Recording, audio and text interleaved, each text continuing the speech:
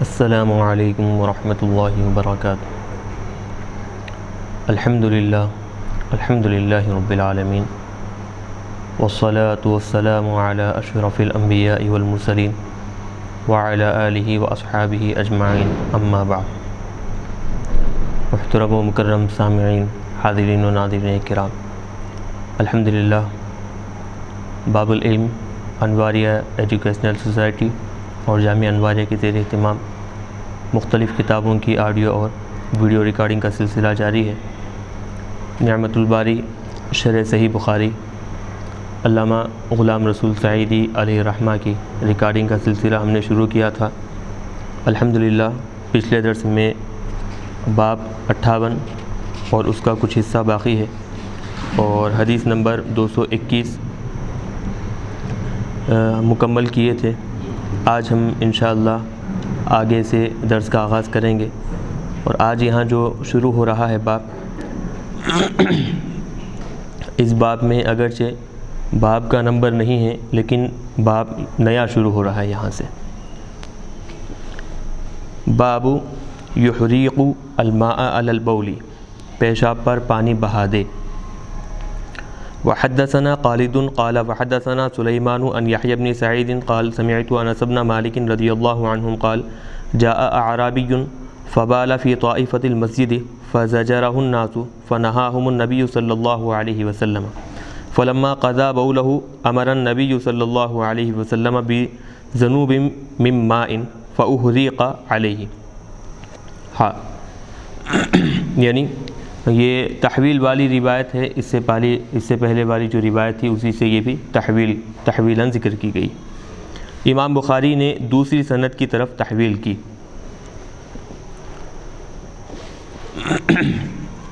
اور ہمیں خالد نے حدیث بیان کی اور ہمیں سلیمان نے حدیث بیان کی از یحییٰ بن سعید،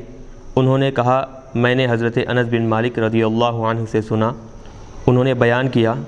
ایک اعرابی آیا، اس نے مسجد کے ایک حصے میں پیشاب کر دیا، بس لوگوں نے اس کو ڈانٹا تو نبی کریم صلی اللہ علیہ وسلم نے ان کو منع فرمایا۔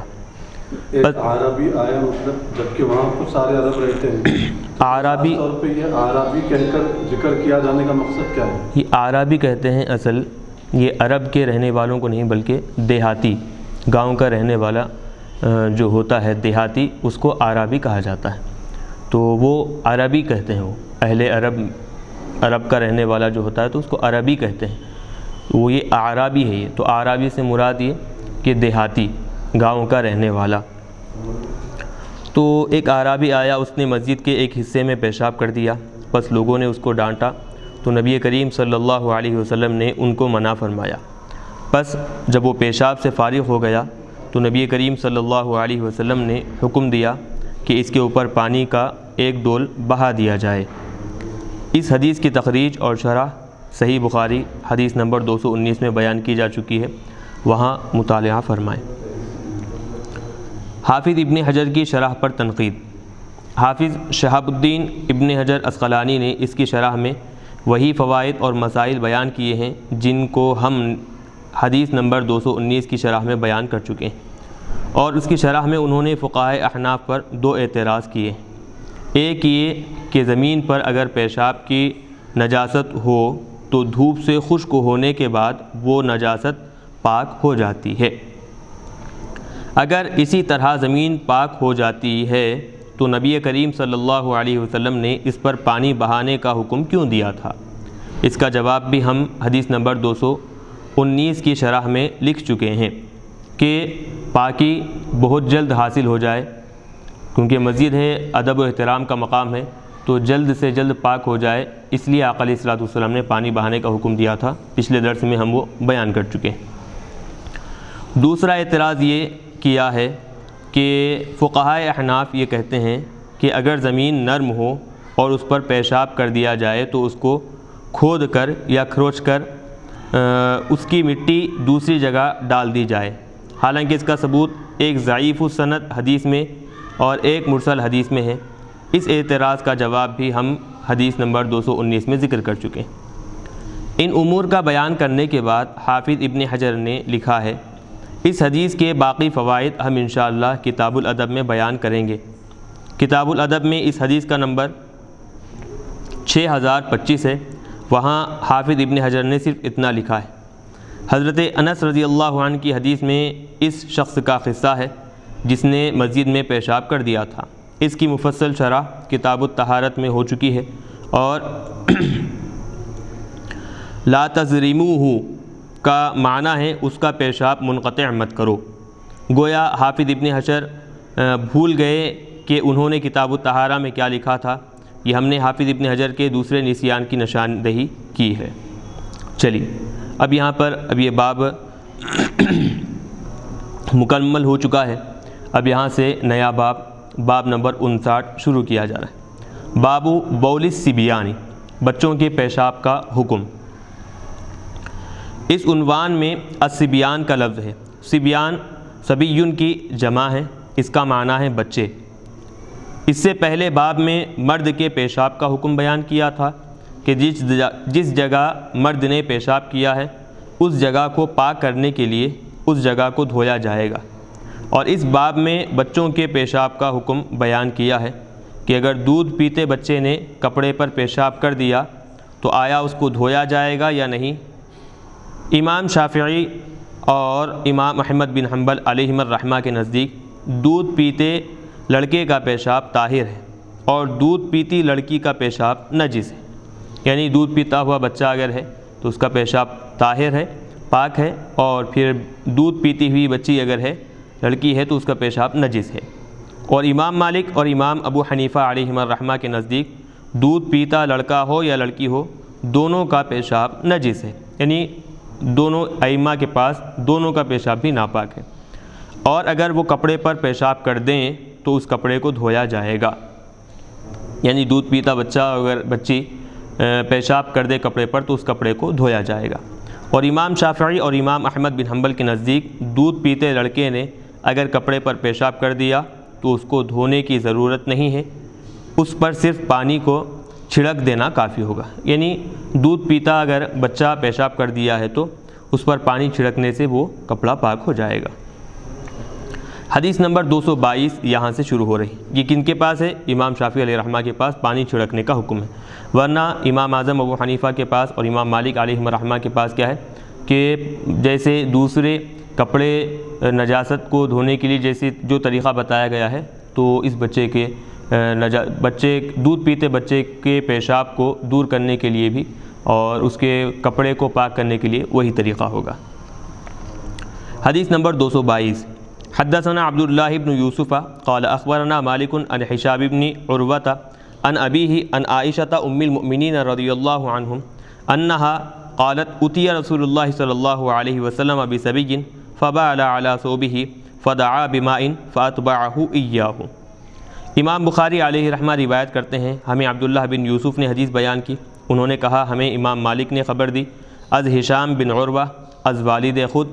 از عائشہ حضرت عائشہ ام المؤمنین رضی اللہ عنہ، وہ بیان کرتی ہیں کہ رسول اللہ صلی اللہ علیہ وسلم کے پاس ایک بچہ لایا گیا،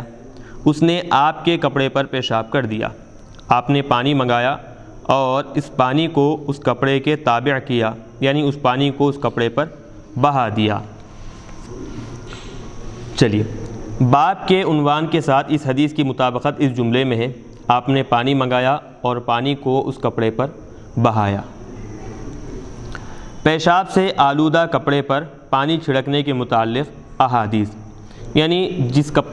کپڑے پر پیشاب لگا ہوا ہے تو اس پر پانی چھڑکنے سے وہ کپڑا پاک ہو جاتا ہے، جیسے کہ امام شافعی اور امام احمد بن حنبل علیہم الرحمہ کا قول ہے، تو اس کے متعلق احادیث کیا ہے وہ بیان کر رہے ہیں۔ امام شافعی اور امام احمد بن حنبل یہ کہتے ہیں کہ دودھ پیتے بچے کا پیشاب پاک ہے اور جس کپڑے پر اس نے پیشاب کیا ہو اس کو دھونا ضروری نہیں ہے، اس پر صرف پانی کو چھڑک لینا کافی ہے۔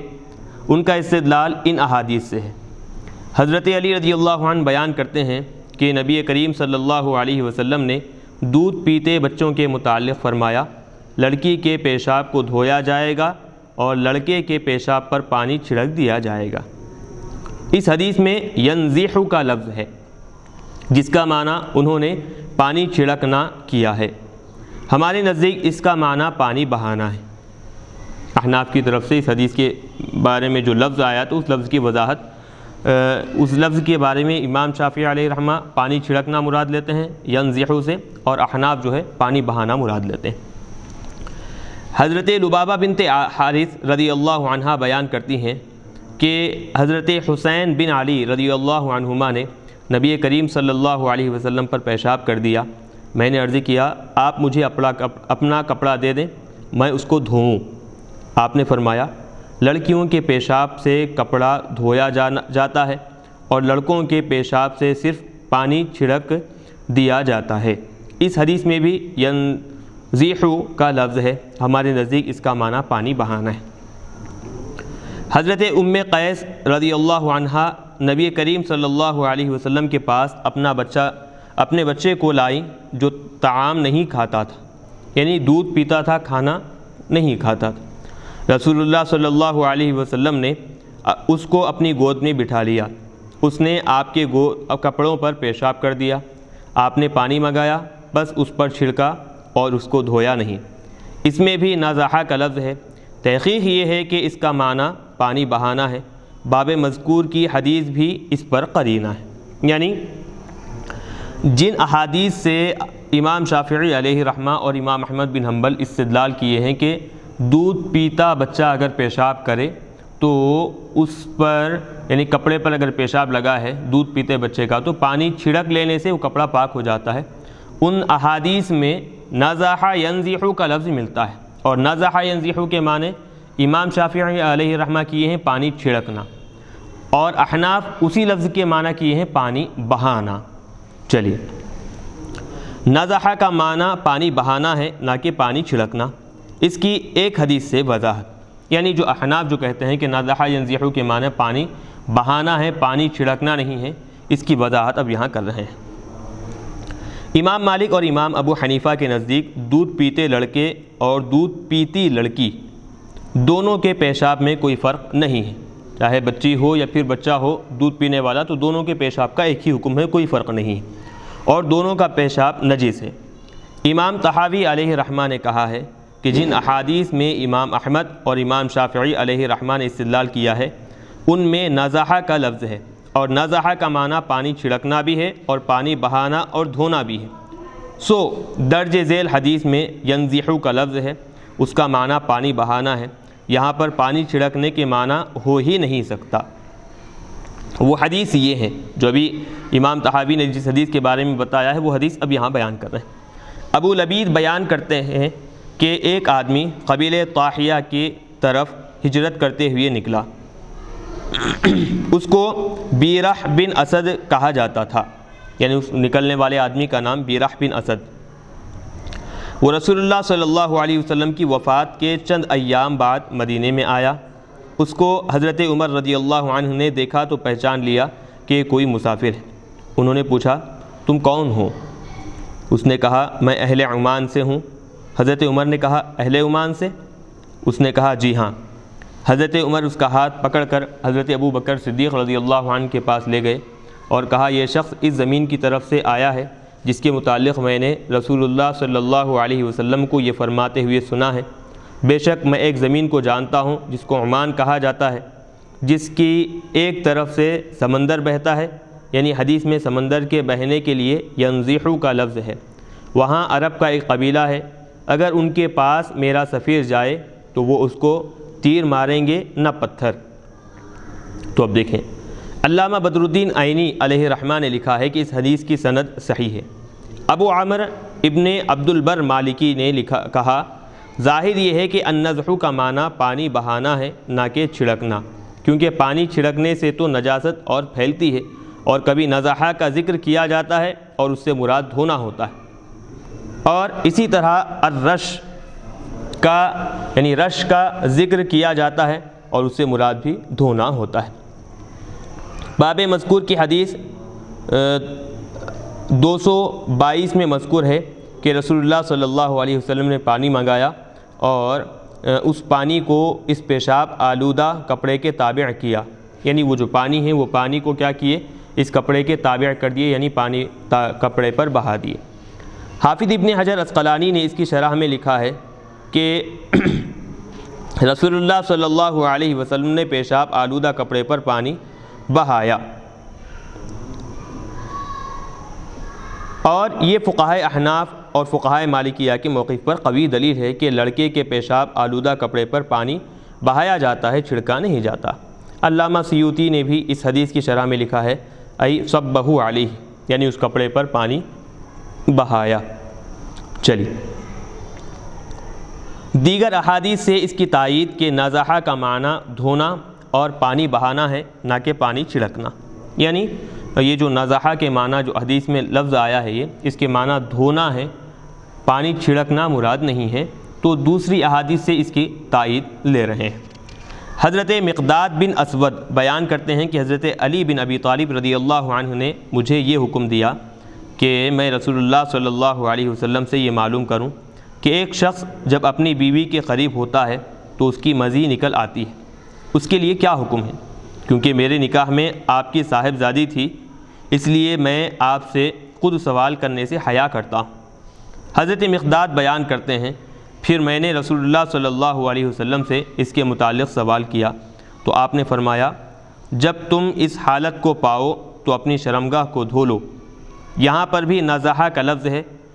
یعنی یہ جو حدیث ہے اس حدیث کے عربی الفاظ میں یہاں نازحہ کا لفظ ہے، اور ایسی صورت میں شرمگاہ کو دھویا جاتا ہے، اس پر پانی نہیں چھڑکا جاتا۔ یہ جو صورت ابھی اوپر حدیث میں بیان کی گئی ہے، صورت میں شرمگاہ کو دھویا جاتا ہے، پانی چھڑکا نہیں جاتا، اور تم اس طرح وضو کرو جس طرح نماز کے لیے وضو کرتے ہو۔ اس حدیث میں نضحہ کا معنی دھونا ہے۔ اس پر دلیل یہ ہے کہ اسی قصے میں نبی کریم صلی اللہ علیہ وسلم نے حضرت مقداد سے فرمایا وہ اپنا آلہ دھوئے اور وضو کرے۔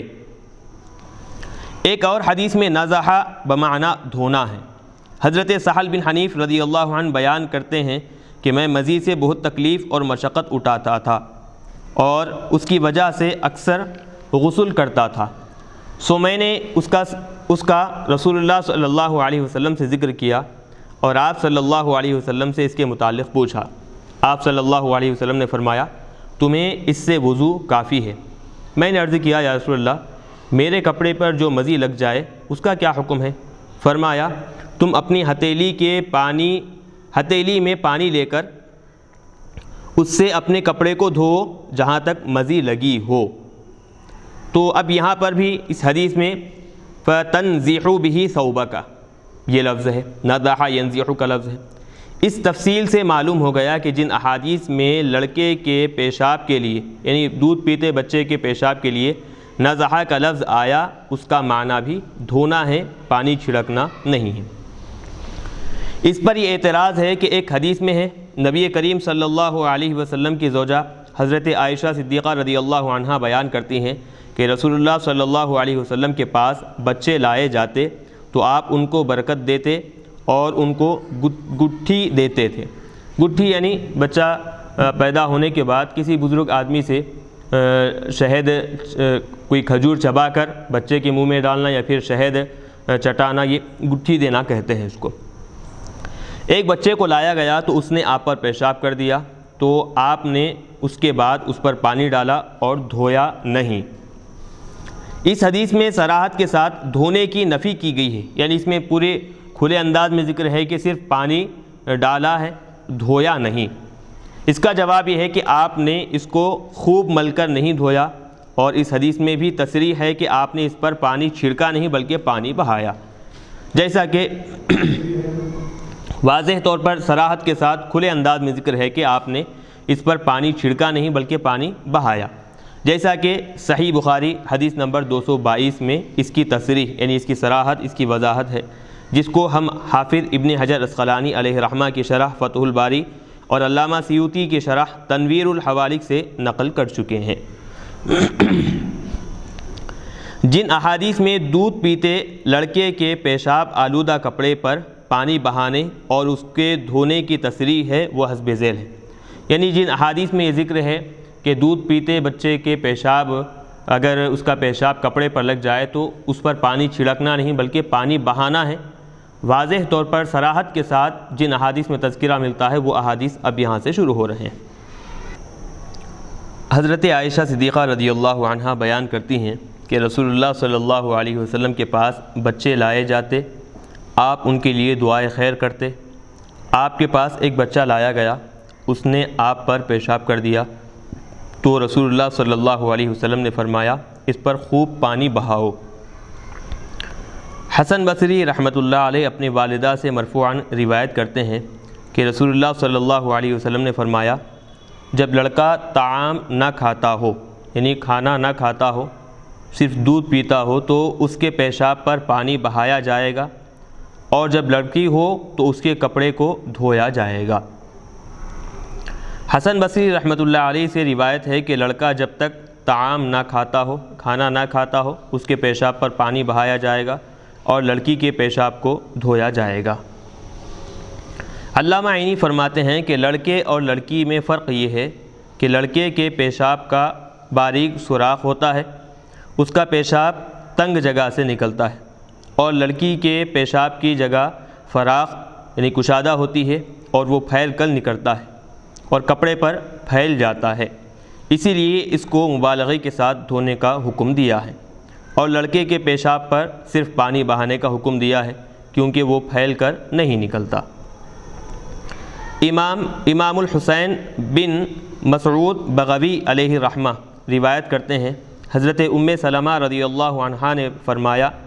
لڑکے کے پیشاب کے اوپر خوب پانی بہایا جائے جب تک کہ وہ طعام نہ کھاتا ہو، یعنی جب تک لڑکا کھانا نہ کھاتا ہو تو اس کے پیشاب پر پانی بہا دیا جائے، اور لڑکی کے پیشاب کو دھویا جائے خواہ کھانا کھاتی ہو یا نہ کھاتی ہو۔ ایک جماعت کا مذہب ہے کہ لڑکے کے پیشاب کو دھونا واجب ہے جس طرح باقی پیشاب کا حکم ہے، اور یہ امام ابراہیم نخعی، سفیان ثوری اور فقہائے احناف کا مذہب ہے، اور فقہائے مالکیہ کا بھی یہی مذہب ہے کہ دیگر پیشابوں کی طرح لڑکے کا پیشاب دھونا بھی واجب ہے۔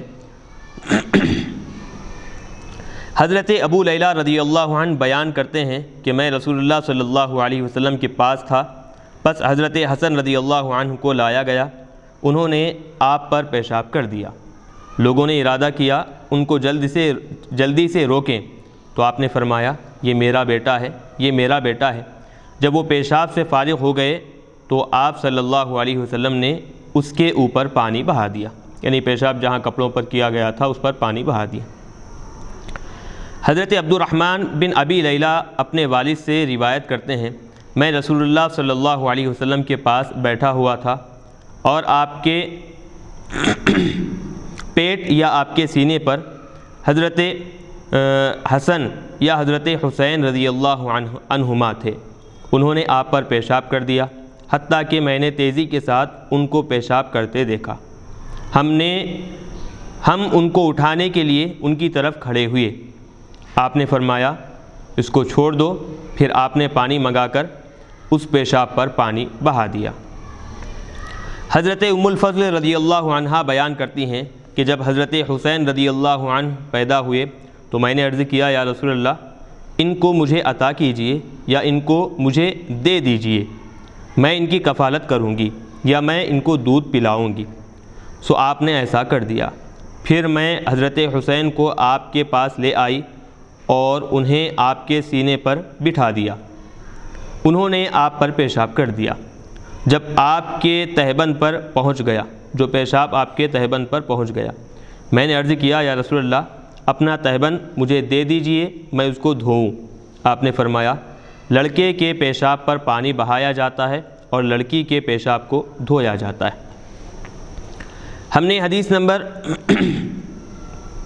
568 روایت کی تھی، اس میں نزاحہ کا لفظ تھا اور اس حدیث میں صبا کا لفظ ہے جس کا معنی بہانا ہے۔ اس سے معلوم ہوا کہ وہاں بھی نزاحہ کا معنی پانی بہانا ہے، پانی چھڑکنا نہیں ہے، تاکہ ان احادیث میں تضاد نہ ہو، یعنی یہ احادیث ایک دوسرے کے مخالف میں، ایک دوسرے کے ٹکراؤ میں نہ آئیں۔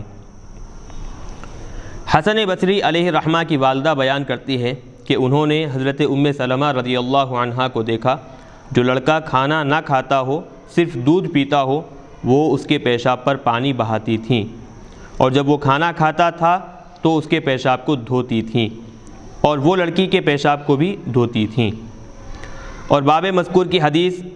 نمبر 222 میں بھی تصریح ہے، اس کی وضاحت ہے، اس کی صراحت ہے کہ رسول اللہ صلی اللہ علیہ وسلم نے دودھ پیتے لڑکے کے پیشاب آلودہ کپڑے پر پانی بہایا، یعنی جو بچہ دودھ پیتا ہے تو اگر وہ کپڑوں پر پیشاب کر دیا ہے تو ان کپڑوں پر پانی بہایا ہے۔ صحیح حدیث کی یہ حدیث، صحیح بخاری شریف کی یہ حدیث اور باقی جو ابھی جن حوالہ جات کا، جن کتابوں کا ابھی تذکرہ کیا گیا ہے،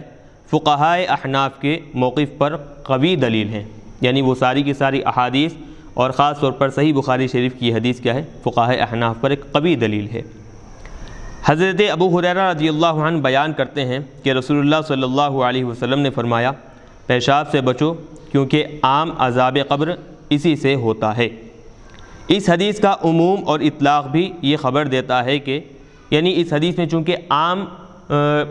ذکر کیا گیا ہے، بچے کا پیشاب یا پھر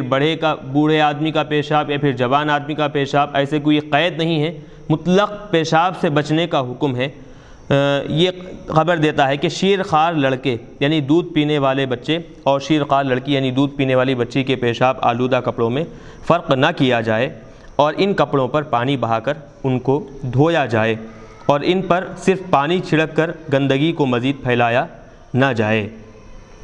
چلیے اب یہاں سے حدیث نمبر 223 شروع کر رہے ہیں۔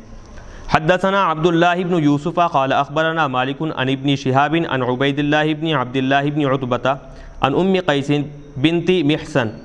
رضی اللہ عنہم انہا اتت بابن لها صغیر لم یأکل الطعام الى رسول اللہ صلی اللہ علیہ وسلم فاجلسه رسول اللہ صلی اللہ علیہ وسلم فی حجرہ فبال على ثوبہ فدعا بماء فنازحه ولم يغسله۔ امام بخاری علیہ رحمہ روایت کرتے ہیں، ہمیں عبداللہ بن یوسف نے حدیث بیان کی، انہوں نے کہا ہمیں امام مالک نے خبر دی از ابن شہاب از عبید اللہ بن عبداللہ بن عتبہ از ام قیس بنت محصن، بے شک وہ رسول اللہ صلی اللہ علیہ وسلم کے پاس اپنے چھوٹے بچے کو لے کر آئی جس نے ابھی طعام کھانا نہیں شروع کیا تھا، یعنی کھانا کھانا ابھی وہ شروع نہیں کیا تھا۔ رسول اللہ صلی اللہ علیہ وسلم نے اس بچے کو اپنی گود میں بٹھا لیا، اس نے آپ کے کپڑے پر پیشاب کر دیا، آپ نے پانی منگا کر اس کپڑے پر بہایا یا اس کو دھویا اور اس کو زیادہ رگڑ کر نہیں دھویا۔ چلیے باب کے عنوان کے ساتھ مطابقت حدیث کے اس جملے میں ہے، آپ نے پانی منگا کر پیشاب آلودہ کپڑے پر، یعنی وہ کپڑا جس پر پیشاب لگا ہوا تھا اس پر پانی بہایا اور اس کو زیادہ رگڑ کر نہیں دھویا۔ اس حدیث کے 5 رجال ہیں اور ان سب کا تعارف پہلے ہو چکا ہے۔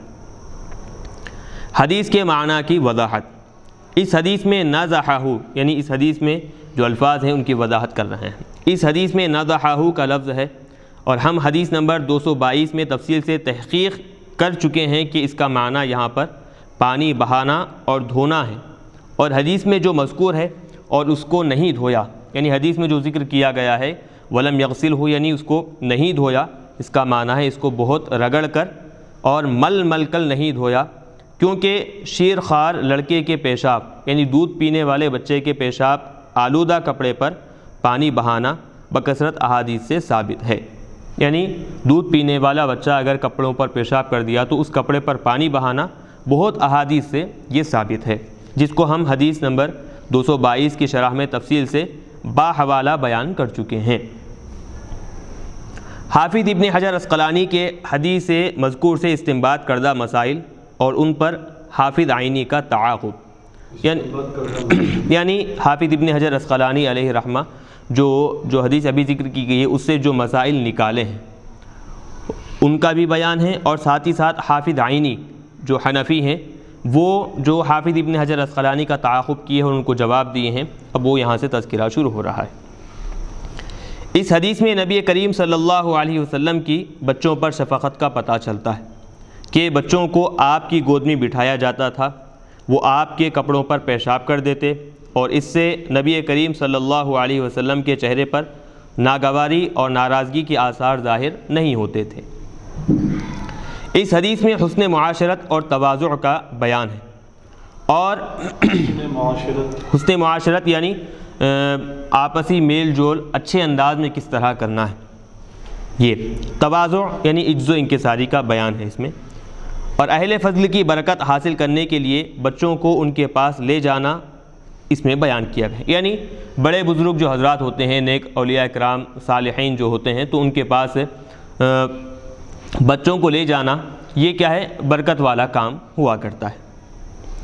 حافظ ابن حجر عسقلانی نے اس کے ساتھ یہ بھی لکھا ہے کہ بچوں کو حالت ولادت میں اور اس کے بعد اٹھا کر لے جانا ہے۔ حالت ولادت یعنی پیدائش جب ہو جاتی ہے تو اس وقت میں اور پھر اس کے بعد اٹھا کر لے جانا یہ مراد ہے۔ علامہ بدر الدین عینی نے اس کا رد کرتے ہوئے یہ لکھا ہے، یہ عبارت انہوں نے بغیر غور و فکر کے لکھی ہے، ورنہ بچوں کو حالت ولادت میں کب اٹھا کر لایا جا سکتا ہے؟ یہ پہلے جو بات تھی وہ حضرت حافظ ابن حجر عسقلانی کی بات تھی، اور اب یہ جو بات جواباً ذکر کر رہے ہیں علامہ بدر الدین عینی حنفی علیہ رحمہ کی طرف سے، یہ جواباً ذکر کر رہے ہیں۔ نیز حافظ ابن حجر عسقلانی نے اس حدیث کے فوائد میں یہ بھی لکھا ہے، مولود کو گھٹی دینا، یعنی جو بچہ پیدا ہوا ہے اس کو گھٹی دینا۔ اب اس کے بارے میں ہم بیان کر چکے ہیں کہ بچہ جب پیدا ہوتا ہے تو کسی نیک آدمی کے ذریعے سے کھجور چبا کر بچے کے منہ میں ڈال دیا جاتا ہے یا پھر شہد چٹایا جاتا ہے، اس کو گھٹی دینا کہتے ہیں، تو اس کے بارے میں تو مولود کو گھٹی دینا علامہ عینی نے اس کا رد کرتے ہوئے لکھا ہے، اس حدیث میں گھٹی دینے کا ذکر نہیں ہے، اگرچہ دوسری احادیث میں نو مولود کو یعنی جو بچہ ابھی پیدا ہوا ہے اس کو گھٹی دینے کا بھی ذکر ہے، جیسا کہ صحیح مسلم حدیث نمبر 286 میں ذکر کیا گیا ہے۔ اس حدیث کے ظاہر سے یہ معلوم ہوتا ہے کہ حضرت ام قیس اپنے بچے کو نبی کریم صلی اللہ علیہ وسلم کے پاس حصول برکت اور طلب دعا کے لیے لائی تھیں، کیونکہ جس کے لیے نبی اکرم صلی اللہ علیہ وسلم دعا فرما دیں وہ دنیا اور آخرت میں مسعود ہو جاتا ہے، یعنی نیک بخت ہو جاتا ہے۔ اگرچہ یہ بھی احتمال ہے کہ وہ بچے کو گھٹی دلوانے کے لیے لائی ہوں، مگر اس کا حدیث میں ذکر نہیں ہے۔ حافظ ابن حجر عسقلانی علیہ رحمہ کے فقہائے احناف کے مذہب پر اعتراض، یعنی اعتراض جو حافظ ابن حجر عسقلانی شافعی ہیں وہ فقہائے احناف پر جو اعتراض کیے ہیں وہ بیان کر رہے ہیں۔ حافظ ابن حجر عسقلانی علیہ رحمہ نے لکھا ہے کہ شیرخوار لڑکے اور لڑکی کے پیشاب آلودہ کپڑوں کے متعلق 3 مذہب ہیں، یعنی دودھ پینے والے بچے اور پھر دودھ پینے والے بچی کے پیشاب آلودہ کپڑے، یعنی پیشاب جب ان دونوں کا جب کپڑوں پر لگ جاتا ہے تو اس کے بارے میں 3 مذہب ہیں۔ پہلا مذہب شافعیہ کا مذہب یہ ہے کہ لڑکے کے پیشاب میں پانی چھڑکنا کافی ہے، لڑکی کے پیشاب میں کافی نہیں ہے بلکہ اس کو دھونا ہوگا۔ دوسرا مذہب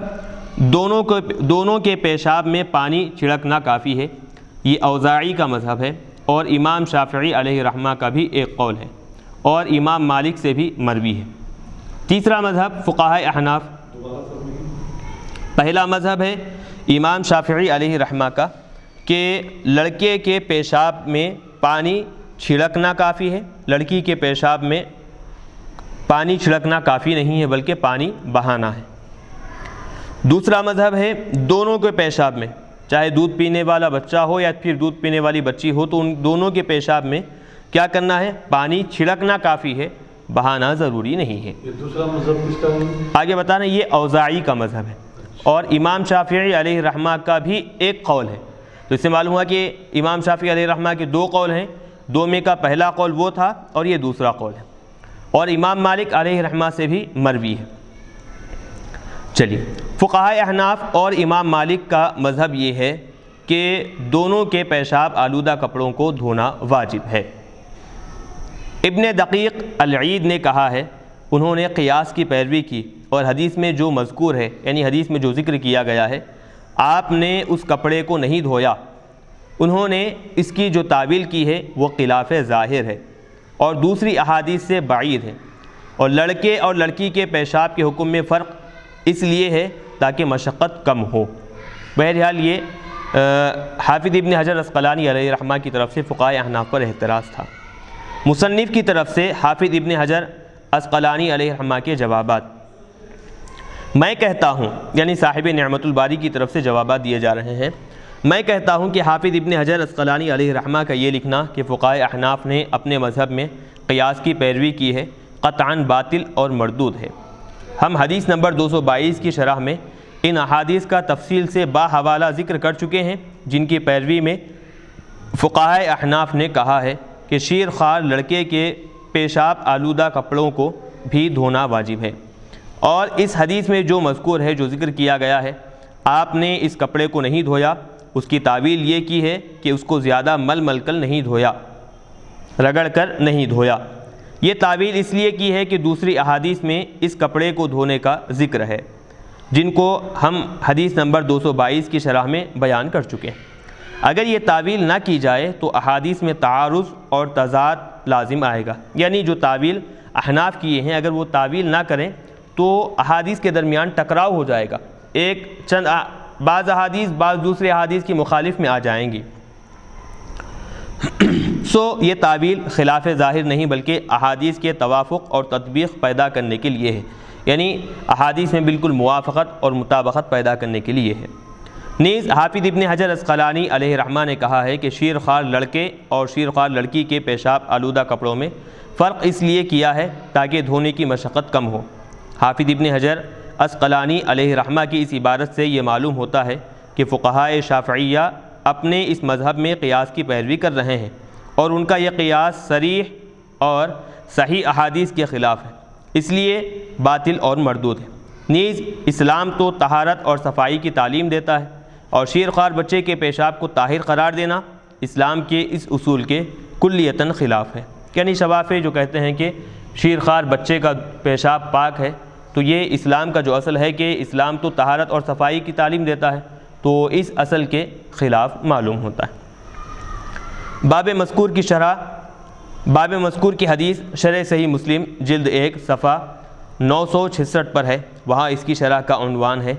شیر خوار بچے کے پیشاب آلودہ کپڑے کے دھونے کے حکم میں مذاہب فقہا اور دیگر مسائل۔ چلیے اب یہاں پر باب نمبر 59 مکمل ہوا، اب یہاں سے باب نمبر 60 شروع ہو رہا ہے۔ باب البول قائما وقاعدا، کھڑے ہو کر اور بیٹھ کر پیشاب کرنا، یعنی اس باب میں کھڑے ہو کر اور بیٹھ کر پیشاب کرنے کا شرعی حکم بیان کیا گیا ہے۔ اس پر یہ اعتراض ہے کہ اس باب میں صرف کھڑے ہو کر پیشاب کرنے کے متعلق احادیث ہیں، پھر باب کے عنوان میں بیٹھ کر پیشاب کرنے کا کیوں ذکر کیا ہے؟ اس کا جواب یہ ہے کہ چونکہ بکثرت احادیث میں بیٹھ کر پیشاب کرنے کا ذکر ہے، اس لیے امام بخاری علیہ رحمہ نے اس کا بھی ذکر کر دیا، اور اس کی باب سابق کے ساتھ، یعنی اس سے پہلے والے باب کے ساتھ مناسبت یہ ہے کہ یہ دونوں باب پیشاب کے حکم سے متعلق ہیں۔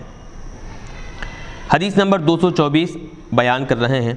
حدثنا آدم قال حدثنا شعبۃ عن الاعمش عن ابی وائل عن حذیفہ رضی اللہ عنہ قال اتى النبي صلی اللہ علیہ وسلم سباتة قوم فبال قائما ثم دعا بماء فجئته بماء فتوضأ۔ امام بخاری علیہ رحمہ روایت کرتے ہیں، ہمیں آدم نے حدیث بیان کی، انہوں نے کہا ہمیں شعبہ نے حدیث بیان کی، از اعمش از ابی وائل از حضرت حذیفہ رضی اللہ عنہ، انہوں نے بیان کیا کہ نبی کریم صلی اللہ علیہ وسلم قوم کے کچرا گھر پر آئے، یعنی قوم جہاں کچرا ڈالتی تھی اس مقام پر آئے، پھر آپ نے کھڑے ہو کر پیشاب کیا، پھر آپ نے پانی منگایا، سو میں آپ کے پاس پانی لے کر گیا، پھر آپ نے وضو کیا۔ اس حدیث کے 5 رجال ہیں، ان سب کا تعارف پہلے ہو چکا ہے۔ باب کے عنوان سے اس حدیث کی مطابقت اس جملے میں ہے، نبی کریم صلی اللہ علیہ وسلم قوم کے کچرا خانے پر آئے، پھر آپ نے کھڑے ہو کر پیشاب کیا۔ اب یہاں پر اس حدیث میں بہت سارے مسائل ذکر ہو رہے ہیں، تو اب ہر ایک مسئلے کو وضاحت کے ساتھ بیان کر رہے ہیں۔ سب سے پہلے غیر مملوک جگہ پر پیشاب کرنے کی توجیحات، یعنی وہ جگہ جو کسی کی ملکیت میں نہیں ہو، تو اس جگہ میں پیشاب کرنے کی توجیحات، اس کی کیا وجہ ہے بیان کر رہے ہیں۔ اس حدیث میں مذکور ہے نبی کریم صلی اللہ علیہ وسلم قوم کے کچرا گھر پر آئے اور وہاں پیشاب کیا۔ اس پر یہ سوال ہوتا ہے کہ کسی کی مملوکہ جگہ پر آپ کا پیشاب کرنا کس طرح جائز ہوگا؟ اس سوال کے متعدد جواب ہیں، یعنی کسی کی ایسی جگہ ایسی زمین جو کسی کی ملکیت میں ہو تو اس جگہ پر پیشاب کرنا یہ کیسے ممکن ہے، کیسے جائز ہے؟ تو اس سوال کے متعدد جواب یعنی کئی جوابات ہیں۔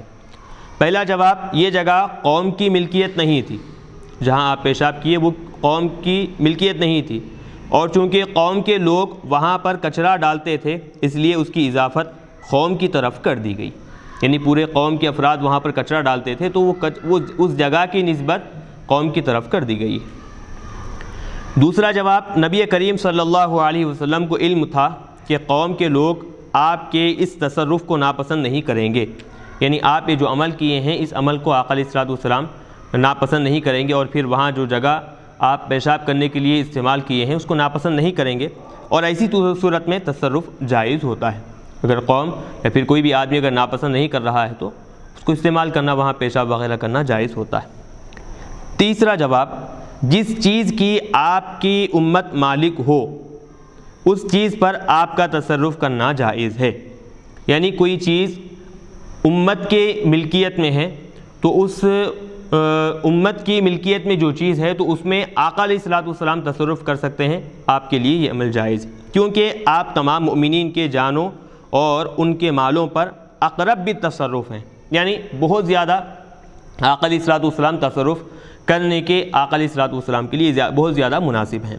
اور زیادہ ظاہر یہ ہے کہ لوگ اپنی املاک میں آپ کے تصرف سے خوش ہوتے تھے، یعنی لوگ جو ہے اپنی جو ملکیت میں ہے، زمین ہے یا پھر کوئی بھی چیزیں لوگوں کی ملکیت میں ہے تو وہ خوش ہوتے تھے کہ ان کی ملکیت میں جو چیز ہے حضور ان چیزوں کو استعمال کر رہے ہیں۔ چلیے یہ ایک بات ہو گئی۔ دوسری چیز یہاں پر جو اس باب میں اور اس حدیث میں ذکر ہے وہ یہ کھڑے ہو کر پیشاب کرنے کے حکم میں مذاہب، یعنی کھڑے ہو کر پیشاب کرنے میں فقہاء کرام کے کیا کیا اقوال ہیں، کیا کیا مذاہب وہ بیان کر رہے ہیں۔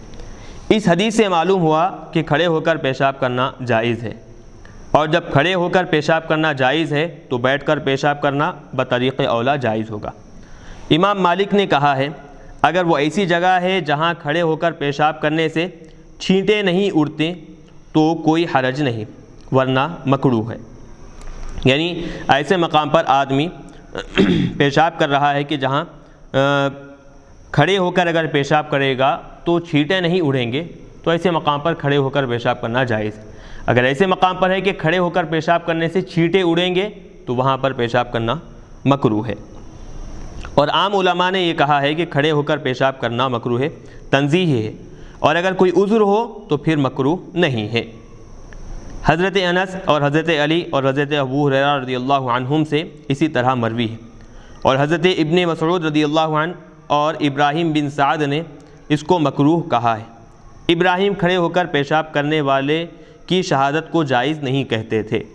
اور ابن منذر نے کہا بیٹھ کر پیشاب کرنا مستحب ہے اور کھڑے ہو کر پیشاب کرنا مباح ہے، اور ان میں سے ہر طریقہ نبی کریم صلی اللہ علیہ وسلم سے ثابت ہے۔ ابن منذر یہ بیان کر رہے ہیں، تو یہ حنفی ہے شافعی؟ اب اس میں وضاحت اس میں نہیں ہے، بہرحال چونکہ اب یہاں پر بات بتا رہے ہیں احناف اور شوافی کی بات ابھی یہاں پر شروع نہیں ہوئی، بلکہ یہاں کیا ہے صحابہ کرام علیہم رضوان کس طرف تھے اس کے بارے میں یہاں بتا رہے ہیں۔ کھڑے ہو کر پیشاب کرنے کی حدیث کے معارض احادیث کی توجیحات، یعنی جن احادیث میں کھڑے ہو کر پیشاب کرنے کا ذکر ہے ان کے درمیان، اور پھر جن احادیث میں کھڑے ہو کر پیشاب کرنے کا ذکر نہیں ہے ان کے درمیان جو ٹکراؤ ہوا ہے، دو طرح کی احادیث ایک دوسرے کی جو مخالفت میں آئی ہیں تو ان میں کیا توجیہ ہے، کیسے ان میں تطبیق دی جائے گی وہ بتا رہے ہیں۔ باب مذکور کی حدیث کے معارض حسب ذیل احادیث ہیں۔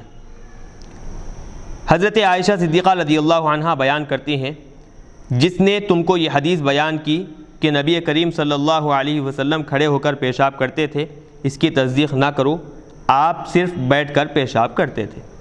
اوپر جو حدیث بخاری شریف کی بیان کی گئی اس میں کھڑے ہو کر پیشاب کرنے کا ذکر ہے، اب یہاں حضرت عائشہ صدیقہ رضی اللہ عنہ بیان کر رہی ہیں کہ جو آدمی یہ کہے کہ حضور کھڑے ہو کر پیشاب کیے ہیں تو اس کی بات کو تم تصدیق مت کرو۔ حضرت ابن عمر رضی اللہ عنہما بیان کرتے ہیں کہ حضرت عمر رضی اللہ عنہ نے کہا کہ نبی کریم صلی اللہ علیہ وسلم نے مجھے کھڑے ہو کر پیشاب کرتے ہوئے دیکھا تو فرمایا اے عمر کھڑے ہو کر پیشاب نہ کیا کرو، اس کے بعد میں نے کبھی کھڑے ہو کر پیشاب نہیں کیا۔ یہ دوسری حدیث ہوئی۔ چلیے اب یہ دونوں احادیث کا پھر اب جواب دیں گے۔ حضرت عائشہ صدیقہ رضی اللہ عنہا کی حدیث کا جواب یہ ہے کہ وہ صرف گھر کے احوال پر مطلع تھیں، اور حضرت حذیفہ رضی اللہ عنہ نے احوال پر مطلع تھی۔ ابھی ہم اس میں یہ ہو جان دو، اس کی وضاحت کریں گے۔ اور حضرت حذیفہ رضی اللہ عنہ نے گھر کے باہر کے حال کا ذکر کیا ہے۔ تو بتا رہے ہیں کہ حضرت عائشہ صدیقہ رضی اللہ عنہا چونکہ خاتون ہیں، تو خاتون گھر کے اندر کے کاموں میں مصروف ہوتی ہیں، گھر کے احوال یعنی کہ حالتوں میں زیادہ توجہ دیتی ہیں، باہر کے کاموں میں کیا ہوا ہے، کیا حالات ہیں، خواتین کو اس کا علم نہیں ہوتا۔ تو اپنے علم کے مطابق حضرت عائشہ حدیث بیان کی، اور حضرت حذیفہ چونکہ باہر کی حالت سے واقف تھے، باہر حضور کو ایسا عمل کرتے ہوئے دیکھے تھے، تو وہ باہر کی حالت کو دیکھ کر وہ حدیث بیان کر رہے ہیں۔ اور حضرت عمر رضی اللہ عنہ کی حدیث کا جواب یہ ہے کہ اس حدیث کو امام ترمذی علیہ رحمہ نے ضعیف قرار دیا ہے۔ تو دیکھیں اب دو حدیثیں لائے تھے، تو دو میں سے ایک پہلے حضرت عائشہ کی حدیث کا جواب دے دیے، دوسری جو حدیث ہے حضرت ابن عمر رضی اللہ عنہ کی، تو امام ترمذی علیہ رحمہ اس حدیث کو ضعیف قرار دے رہے ہیں۔ چلیے نبی کریم صلی اللہ علیہ وسلم کے کھڑے ہو کر پیشاب کرنے کی توجیحات، یعنی جو حضور پاک علیہ الصلوۃ والسلام کھڑے ہو کر پیشاب کیے تھے تو اس کی توجیحات بیان کر رہے ہیں۔ نمبر ایک، اس کی وضاحت اور پھر اس میں کیوں کیا تھا آپ نے ایسا، وہ اس میں تفصیل لائیں گے۔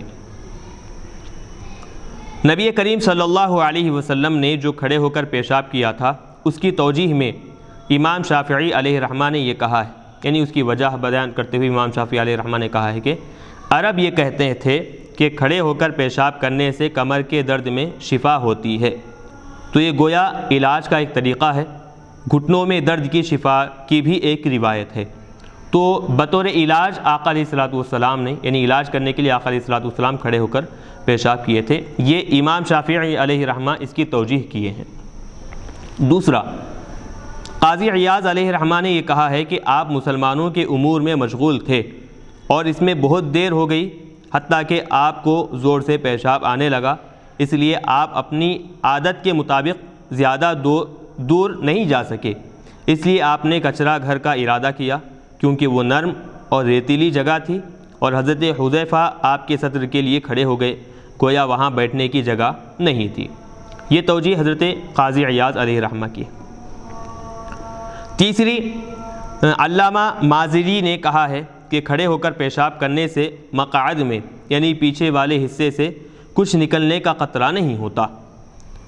اور جبکہ بیٹھ کر پیشاب کرنے سے یہ خطرہ ہوتا ہے۔ چوتھا، کچرا گھر کے قریب جو جگہ تھی وہ بلند تھی اور آپ ڈھلان کی جانب تھے، اس لیے وہاں بیٹھنے کی جگہ نہیں تھی، یعنی جہاں کچرا ڈالا جاتا تھا وہ اونچی جگہ تھی اور آپ ڈھلان یعنی اس سے نچلی جگہ پر تھے، اگر آپ پیشاب کرتے تو وہ پیشاب اوپر سے ڈھل کر خود آپ پر گرنے کا اندیشہ تھا، تو اسی لیے آقا علیہ الصلوۃ والسلام کیا کیے ہیں، بیٹھنے کی بجائے کھڑے ہو کر پیشاب کیے ہیں۔ پانچویں توجیہ، علامہ منذری نے کہا اس کچرے گھر میں تر نجاسات تھی، یعنی کچی نجاسات تھیں اس کچرے گھر میں، آپ کو خطرہ تھا کہ اگر آپ نے بیٹھ کر پیشاب کیا تو آپ کے اوپر چھینٹیں اڑیں گی، تو ان چھینٹوں سے بچنے کے لیے آقا علیہ الصلوۃ والسلام کھڑے ہو کر پیشاب کیے۔ 6، امام طحاوی نے کہا ہے وہ ایسی جگہ تھی کہ بیٹھ کر پیشاب کرنے سے پیشاب کرنے والے کی طرف پیشاب بہہ کر آتا تھا، اس لیے آپ نے کھڑے ہو کر پیشاب کیا۔ 7، بعض علماء نے کہا نبی کریم صلی اللہ علیہ وسلم نے بیان جواز کے لیے، یعنی یہ عمل کھڑے ہو کر پیشاب کرنا بھی جائز ہے، یہ بتانے کے لیے اس مرتبہ کھڑے ہو کر پیشاب کیا، ورنہ آپ کی عادت مبارکہ بیٹھ کر پیشاب کرنے کی تھی۔ کھڑے ہو کر پیشاب کرنا جائز ہے، یہ بتانے کے لیے آقا علیہ الصلوۃ والسلام کھڑے ہو کر پیشاب کیے۔ حدیث مذکور کے دیگر فوائد، یعنی جو حدیث بیان کی گئی اس میں اور کیا کیا فائدے ہیں بیان کر رہے ہیں۔ اس حدیث کے دیگر فوائد یہ ہیں، پہلا، قریب ترین جگہ پر جا کر پیشاب کرنا چاہیے، یعنی پیشاب ایسے مقام پر کرنا چاہیے جو آدمی کے بالکل قریب ہو، تاکہ فوری طور پر پیشاب جسم سے نکل جائے، دور جائیں گے تو پیشاب کے نکل جانے کا اندیشہ ہے۔ دوسرا، پیشاب کو زیادہ دیر تک روکنا مکروہ ہے، کیونکہ اس میں ضرر اور بیماری کا خطرہ ہے۔ نمبر 3، پیشاب کرنے والے کے لیے اپنے خادم سے وضو کے لیے پانی منگانا جائز ہے، کیونکہ آپ صلی اللہ علیہ وسلم نے حضرت حذیفہ سے پانی منگایا تھا۔ نمبر 4، تلامذہ یعنی شاگرد اور مریدین کو اساتذہ اور مشائخ کی اور اصاغر کو اکابر کی خدمت کرنی چاہیے، یعنی شاگردوں کو اپنے اساتذہ کی اور مریدین کو اپنے شیوخین اور اپنے مشائخین کی، اور چھوٹے لوگوں کو اپنے سے بڑے حضرات کی خدمت کرنی چاہیے۔ چلیے اب یہاں پر باب نمبر 60 مکمل ہوا۔ اب یہاں سے باب نمبر 61 شروع کر رہے ہیں۔ باب البول عند صاحبہ والتستر بالحائط۔